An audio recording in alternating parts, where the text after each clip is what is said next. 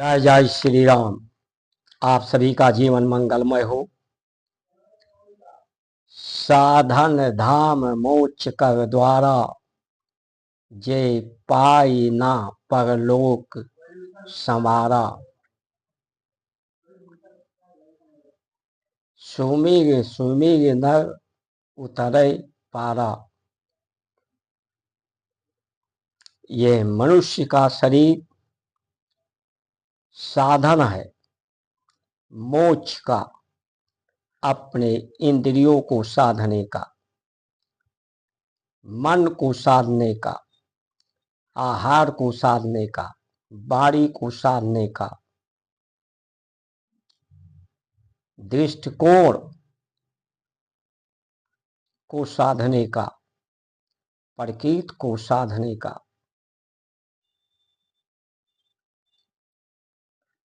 बुराइयों को बाहर निकालने का, मन की अवसाद, मानसिक अवसाद, शारीरिक विषाद, दोष द्वेष से मुक्ति पाने का,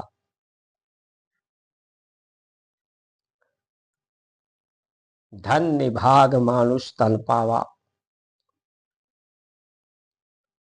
ये धन्य भाग से मनुष्य का तन मिला है, इसका मूल्य समझना चाहिए जो अनमोल है।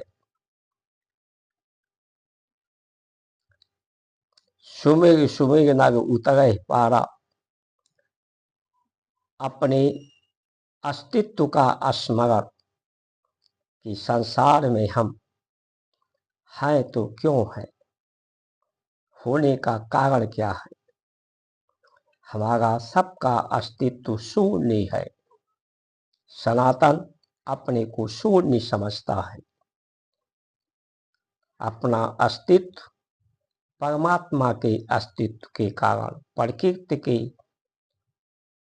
आधार अस्तित्व है, पृथ्वी के कारण अस्तित्व है।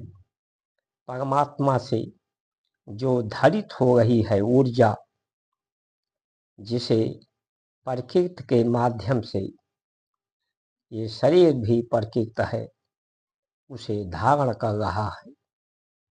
जिसे ग्रह नक्षत्रों के गुणों को धरती के माध्यम से, तत्वों के माध्यम से, आहार के माध्यम से ग्रहण कर रहा है। नर नारी के संपर्क से, माता पिता के सहयोग से, प्रकृति के सहयोग से हमारा अस्तित्व है, हमारा स्थान है। इसे स्मरण करना है, सुमिरन करना है। यही संतुति, संस्मृति, स्मरण, सुमिरन ही सनातन धर्म का मूल्य है, जो जीवन को अनमोल बना देता है। इसलिए आज विशेषकर ब्राह्मणों से मेरा सादर निवेदन है। जो ब्राह्मण इकट्ठा हुए विधायक, तो लोगों को छटपटाहट होने लगी। ब्राह्मण का संगठित होना ये शुभ संकेत है भारत के लिए, पूरे दुनिया के लिए। भारत ब्राह्मण जो ब्रह्म विद्या को जानने वाला है, जो ब्रह्म को प्रतिष्ठित करने वाला है, ब्रह्म की प्रतिष्ठा में ही अपनी प्रतिष्ठा समझता है।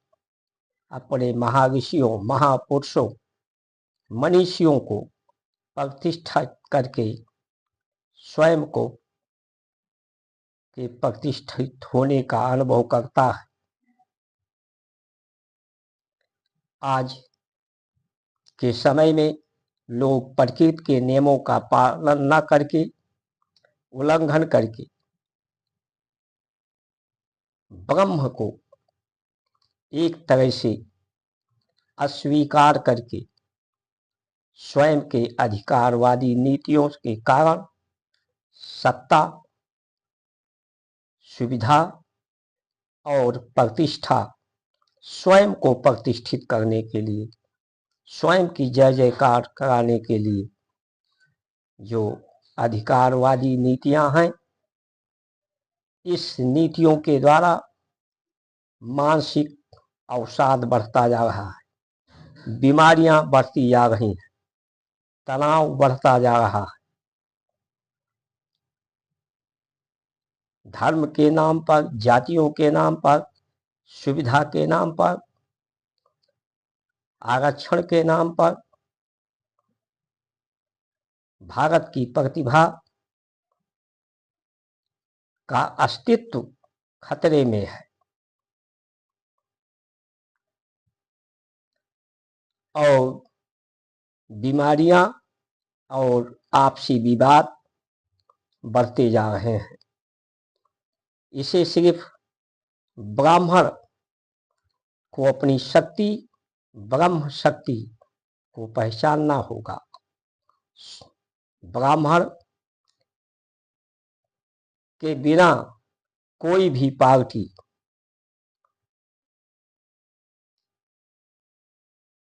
बहुमत नहीं प्राप्त कर सकती, जीत नहीं सकती। अगर वो जीत भी जाए तो अल्पमत में रहेगी और पूरा कार्यकाल नहीं पूरा कर सकती। ब्राह्मण चाहे सपा के साथ रहा, बसपा के साथ रहा, कांग्रेस के साथ रहा, आज भाजपा के साथ है, जिसके कारण उन्हें बहुमत प्राप्त होता है। लेकिन ब्राह्मण ने हर क्षेत्र में ब्राह्मण को हमेशा पीछे खड़ा करने की, पिछाड़ने की मंशा राजनीतिक पार्टियों की भी रही है और समाज की भी रही है। ब्राह्मण को कोई आगे नहीं देखना चाहता, अग्रणी पंक्ति में नहीं देखना चाहता, सिरमौर के रूप में नहीं देखना चाहता। लेकिन ब्राह्मण ने हर क्षेत्र में अपने पुरुषार्थ से झंडा गाड़ा है। तो अब ब्राह्मण को इकट्ठा होना है धर्म की प्रतिष्ठा के लिए, स्वयं की प्रतिष्ठा के लिए नहीं, शांति को प्रतिष्ठित करने के लिए, सत्य को प्रतिष्ठित करने के लिए, धर्म को प्रतिष्ठित करने के लिए, अधर्म के नाश के लिए, स्वयं के अंदर की बुराइयों का समीक्षा करके, द्वेष को निकाल करके ध्यान, धारणा, समाज, आहार, प्रत्याहार, प्राणायाम, साधन, योग, अष्टांग योग से अपनी शक्ति को बढ़ावे। जिस तरह से आज लोग दिन रात मेहनत करके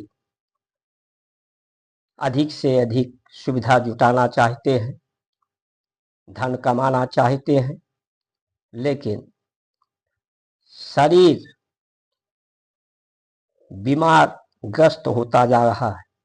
बाद में उनको सब पैसा अपने स्वास्थ्य को सुधारने में लगाना पड़ता है। ना उन्हें परिवार से सम्मान मिलता है, ना उन्हें समाज से किसी को अधिकारी कोई है, नेता है, तो उसमें विशेष परमात्मा की कुछ विशेषता, विशेष अवसर दिया गया है, विशेष गुण दिया गया है कि आप धर्म को प्रतिष्ठित करके सबके शुभ कामना, सबके कल्याण को सोच करके कार्य करे। सबके कल्याण में ही आपका कल्याण है। इसलिए ब्राह्मण को अब संगठित होकर के शांति के लिए और सबके अंदर से बुराइयों को निकालने के लिए अपना स्तर इस तरह से जीवन स्तर ऊंचा उठावें, जिस भी क्षेत्र में आप हैं, कि आप हीरे की तरह से अपनी चमक, अपनी प्रतिभा को जगाएं, आत्मशक्ति जगाएं, आत्मा में प्रकाश पैदा करें, अपने मन कर्म वाणी से लोगों के दिलों में राज करें। आप किसी के दबाव में, साधन सुविधा के लालच में ना आवे। अपने पूर्वजों का आदर करें, अपने पूर्वजों का स्वाभिमान को जीवित करें। जय श्री राम।